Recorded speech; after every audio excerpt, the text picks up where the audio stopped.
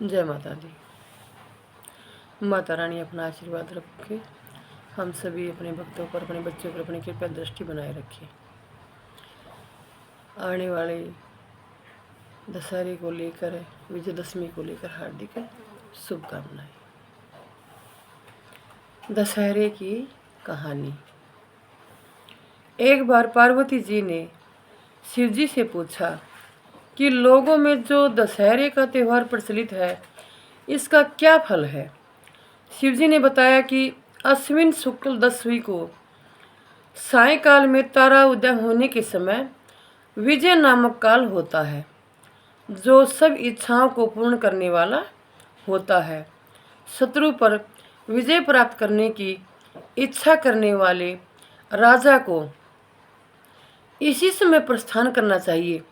इस दिन यदि श्रवण नक्षत्र का योग हो तो और भी शुभ है। मर्यादा पुरुषोत्तम भगवान श्री रामचंद्र जी ने इसी विजय काल में लंका पर चढ़ाई की थी, इसलिए यह दिन बहुत पवित्र माना गया है और अक्षरीय लोग इसे अपना प्रमुख त्यौहार मानते हैं। शत्रु से युद्ध करने का प्रसंग न होने पर भी इस काल में राजाओं को अपनी सीमा का उल्लंघन अवश्य करना चाहिए। अपने तमाम दल बल को सुसज्जित करके पूर्व दिशा में जाकर सम्मी वृक्ष का पूजन करना चाहिए। पूजन करने वाला सम्मी के सामने खड़ा होकर इस प्रकार ध्यान करे कि हे सम्मी, तू सब पापों को नष्ट करने वाला है और शत्रुओं को भी पराजय देने वाला है। तूने अर्जुन का धनुष धारण किया और रामचंद्र जी से प्रिय वाणी कही। पार्वती जी बोली, सम्मी वृक्ष ने अर्जुन का धनुष कब और किस कारण धारण किया था तथा श्री रामचंद्र जी से कब और कैसी प्रिय वाणी कही थी, सो कृपया कर समझाएं। शिव जी ने उत्तर दिया कि दुर्योधन ने पांडवों को जुए में हराकर इस शर्त पर वनवास दिया था कि वे 12 वर्ष तक प्रकट रूप से वन में जहाँ चाहे फिरे, किंतु 1 वर्ष बिल्कुल अज्ञातवास में रहे। यदि इस वर्ष में उन्हें कोई पहचान लेगा तो उन्हें 12 वर्ष और भी वनवास भोगना पड़ेगा।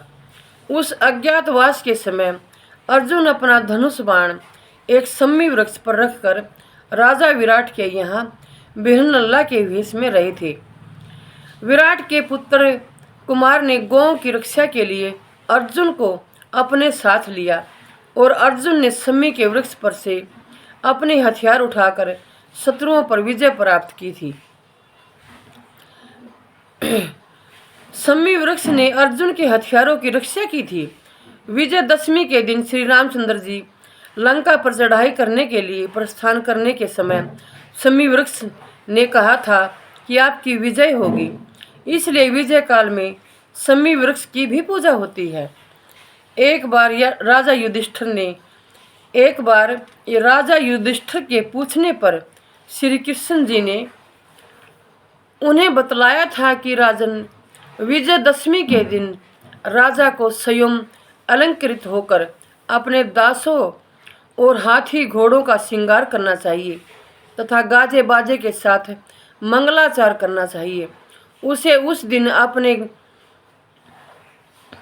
पुरोहितों को साथ लेकर पूर्व दिशा में प्रस्थान करके अपनी सीमा से बाहर जाना चाहिए और वहां वास्तु पूजा करके अष्टदिक्पालों तथा पार्थ देवताओं की वैदिक मंत्रों से पूजा करनी चाहिए। शत्रु की मूर्ति अथवा पुतला बनाकर उसकी छाती में बाण लगाए और पुरोहित वेद मंत्रों का उच्चारण करे।